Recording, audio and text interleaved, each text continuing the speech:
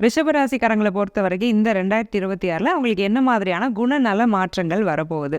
ரிஷபம் பொதுவாக எடுத்துக்கிட்டா அன்பு, காதல் இந்த 2 விஷயமும் இருந்தால் தான் அவங்களால எங்கேயுமே இயங்க முடியும். குடும்பம் அப்படிங்கிறது அவங்களுக்கு ரொம்ப ரொம்ப ரொம்ப ரொம்ப இம்பார்ட்டன்ட்.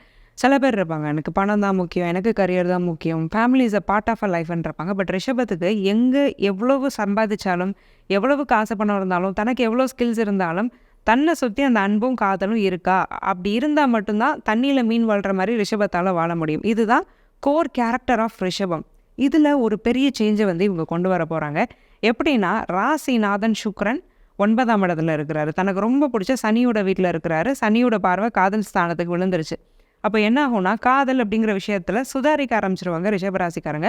ரிலேஷன்ஷிப்லேயுமே நிறைய இவங்க ஏமாந்துருப்பாங்க. இந்த 2026 ரிஷபம் என்ன பண்ண போகுதுன்னா, என்ன மாதிரியான பேட்டர்னில் நம்ம ஏமாந்தோம் அப்படிங்கிறத கொஞ்சம் அனலைஸ் பண்ணும். ஏன்னா திரும்ப திரும்ப ஒரே மாதிரியான நபர்களை சூஸ் பண்ணி அதே மாதிரி ஏமாந்துருப்பாங்க.